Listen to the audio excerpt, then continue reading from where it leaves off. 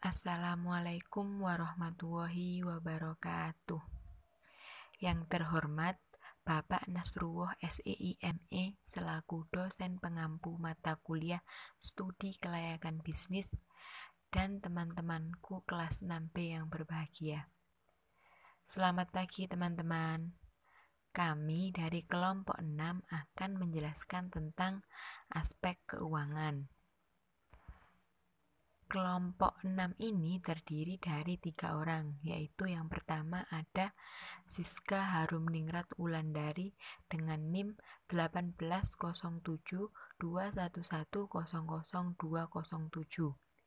Yang kedua ada Rizka Delia Rahmawati dengan NIM 1807211000091. Dan yang terakhir ada Anissa Rizky Maulidiah dengan NIM 1807211000139. Berikut kami akan menjelaskan materi tentang aspek keuangan. Assalamualaikum warahmatullahi wabarakatuh. Saya Siska Harumningrat Wulandari, NIM 207, akan menjelaskan tentang pengertian manajemen keuangan dan manajer keuangan, fungsi manajemen keuangan dan fungsi manajer keuangan. Yang pertama yaitu pengertian manajemen keuangan adalah suatu kegiatan perencanaan, penganggaran, pemeriksaan, pengelolaan, pengendalian, pencairan, dan penyimpanan dana yang dimiliki oleh organisasi atau perusahaan. Nah, sedangkan manajer keuangannya yaitu seorang yang bertanggung jawab atas membuat strategi untuk berinvestasi dana dan mengatur berkas-berkas dari transaksi tersebut. Selanjutnya, fungsi manajemen keuangan. Manajemen keuangan dalam suatu perusahaan sangat berperan penting dalam menjalankan fungsinya dalam berbagai kegiatan keuangan. Yang pertama yaitu perencanaan keuangan. Manajemen keuangan berfungsi untuk membuat rencana pemasukan dan pengeluaran serta kegiatan-kegiatan lainnya untuk periode tertentu. Yang kedua yaitu penganggaran keuangan. Manajemen keuangan berfungsi menjadi tindak lanjut dari perencanaan keuangan dengan membuat detail pengeluaran dan pemasukan keuangan. Yang ketiga, pengelolaan keuangan, yaitu perusahaan dapat menggunakan dana untuk memaksimalkan dana yang ada dengan berbagai cara. Yang keempat, pencarian keuangan. Dalam hal ini, manajemen keuangan berfungsi mencari dan mengeksploitasi sumber dana yang ada untuk operasional kegiatan perusahaan. Yang kelima, penyimpanan keuangan. Manajemen keuangan berfungsi mengumpulkan dana perusahaan serta menyimpan dana tersebut dengan aman. Yang keenam, pengendalian keuangan. Dalam hal ini, manajemen keuangan berfungsi untuk melakukan evaluasi serta perbaikan atas keuangan dan sistem keuangan pada perusahaan. Yang ketujuh yaitu pemeriksaan keuangan. Manajemen keuangan berfungsi untuk melakukan audit internal atas keuangan perusahaan yang ada agar tidak terjadi penyimpangan. Selanjutnya, fungsi manajer keuangan. Yang pertama yaitu memutuskan alternatif pembiayaan atau financing decision. Fungsi ini berkaitan dengan pengambilan keputusan di dalam memilih alternatif pembiayaan yang terbaik dari berbagai alternatif sumber-sumber dana yang tersedia, sehingga diperoleh suatu kombinasi pembiayaan yang akan menciptakan struktur keuangan yang optimal. Selanjutnya, menetapkan pengalokasian dana atau investment decision. Fungsi ini mencakup putusan yang harus dilakukan oleh manajer keuangan di dalam menetapkan kombinasi dari aset yang paling baik bagi perusahaan, baik investasi dalam modal kerja maupun harta tetap perusahaan. Keduanya perlu mendapat perhatian yang seksama agar tercipta pendayagunaan yang optimal. Yang ketiga, menentukan dividen atau dividend decision. Kewajiban manajer keuangan di dalam menetapkan kebijakan pembagian dividen merupakan fungsi yang tidak dapat diremehkan karena akan mempengaruhi nilai dari perusahaan tersebut. Nilai perusahaan akan memberikan citra kemakmuran para pemilik perusahaan.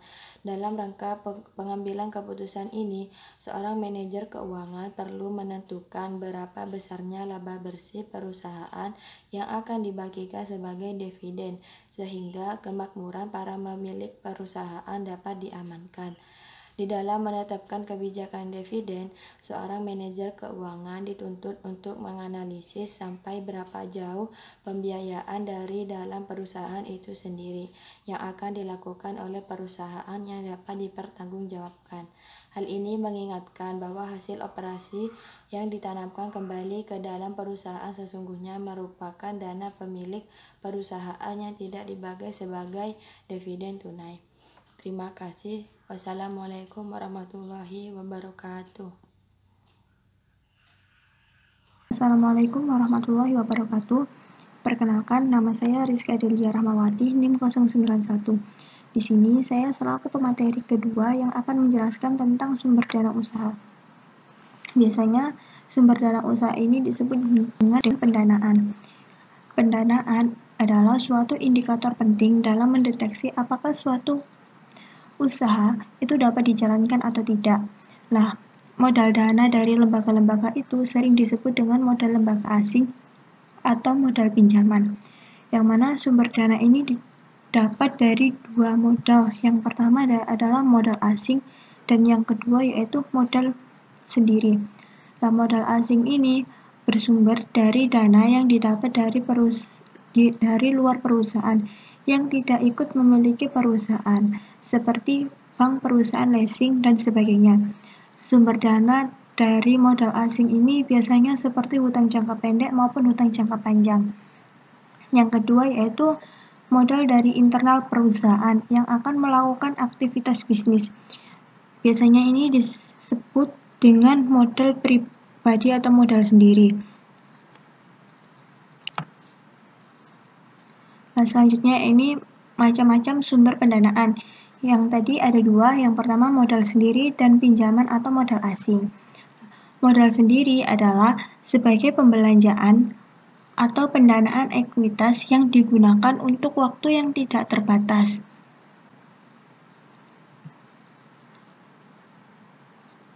Yang artinya pendanaan tersebut itu akan digunakan selama perusahaan tersebut berdiri. Di sini ada dua. Yang pertama yaitu laba ditahan. Laba ditahan ini perusahaan akan memilih menahan laba daripada mendistribusikannya langsung kepada pemilik untuk memperoleh pendanaan ekuitas. Contohnya untuk tujuan memperluas ekspansi perusahaan. Yang kedua yaitu penerbitan saham, yang mana pendanaan ekuitas biasanya akan sering menggunakan saham daripada perseroan terbatas sebagai sumber pendanaannya, atau pada persekutuan komanditer dan firma digunakan modal sekutu. Nah, sementara untuk perusahaan perseorangan pembelanjaan sendiri menggunakan modal pribadi. Sedangkan untuk PT biasanya lebih menggunakan penerbitan saham. Yang kedua, macam-macamnya yaitu modal asing atau pinjaman, yang mana pembelanjaan hutang sebagai sumber pendanaan akan memiliki risiko berupa pembayaran bunga dan pengembaliannya. Hal ini dikarenakan ada prinsip the risk return trade-off, yang mana artinya kecenderungan investor untuk memberikan investasi kepada proyek dengan risiko yang tinggi, dengan tingkat pengembalian yang diharapkan akan tinggi pula, yang artinya hutang dapat dipenuhi apabila tingkat suku bunga terhadap pinjaman tersebut sesuai dengan keinginan kreditor atau investor. Nah, di sini pinjaman ini ada dua macam, ya. Pertama, hutang jangka pendek. Hutang jangka pendek ini dikembalikan dalam tempo waktu kurang dari 1 tahun, yang mana hutang jangka pendek ini hanya dapat digunakan untuk pembiayaan investasi jangka pendek pula, misalnya pembiayaan aktiva lancar atau modal kerja. Sedangkan hutang jangka panjang yaitu hutang yang diharapkan pengembaliannya lebih dari 1 tahun, misalnya obligasi, hipotek, dan lain sebagainya. Hutang jangka panjang ini dapat digunakan untuk pembiayaan modal kerja ataupun pembiayaan aktiva tetap. Sekian dari saya, terima kasih. Selebihnya akan dilanjutkan oleh rekan saya. Oke, baik teman-teman. Saya Anissa Rizky Maulidia dengan NIM 139 sebagai pemateri terakhir akan menjelaskan tentang pemanfaatan dana usaha. Suatu aktivitas bisnis atau usaha tidak akan dapat berjalan dengan baik apabila tidak didukung oleh ketersediaan dana yang baik dan mencukupi. Bila suatu bisnis tidak dapat memenuhi permintaan barang atau jasa sesuai dengan jumlah dan kriteria pelanggan dikarenakan bisnis tersebut tidak memiliki dana yang cukup untuk melakukan proses produksinya, maka sudah dapat dipastikan usaha bisnis tersebut akan terancam gagal. Dalam menentukan besarnya dana yang akan diperlukan untuk menjalankan suatu aktivitas bisnis, dibutuhkan suatu peramalan yang baik. Peramalan atau taksiran ini berbeda-beda untuk masing jenis proyek. Pada umumnya, taksiran dana yang dibutuhkan tersebut tergantung pada kompleksitas dari kegiatan pendanaan itu sendiri. Misalnya, penentuan lokasi bisnis yang bergantung kepada harga tanah. Semakin mahal harga tanah, maka akan semakin besar pula dana yang akan dikeluarkan oleh bisnis tersebut. Secara umum, pengalokasian dana dapat dilakukan ke dalam 2 bentuk, yaitu untuk aktiva tetap dan untuk modal kerja. Yang pertama ada alokasi dana untuk aktiva tetap. Aktiva tetap ini sama halnya dengan biaya investasi. Aktiva tetap terdiri dari aktiva tetap berwujud dan aktiva tetap tidak berwujud. Aktiva tetap berwujud adalah aktivita yang berwujud yang dapat digunakan dalam jangka waktu dari satu periode, seperti tanah, gedung, perkantoran, peralatan, mesin-mesin, dan lain sebagainya.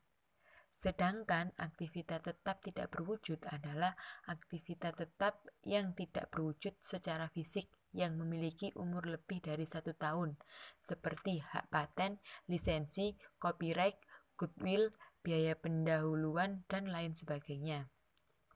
Yang kedua ada alokasi dana untuk modal kerja.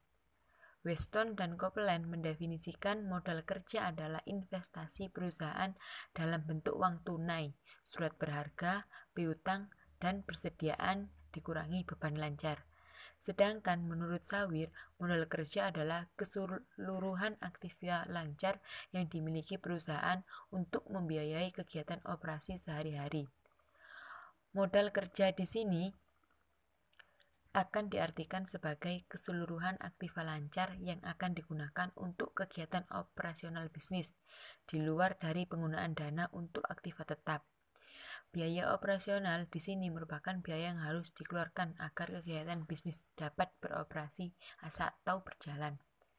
Contoh biaya operasional adalah biaya bahan, misalnya bahan baku atau bahan penolong.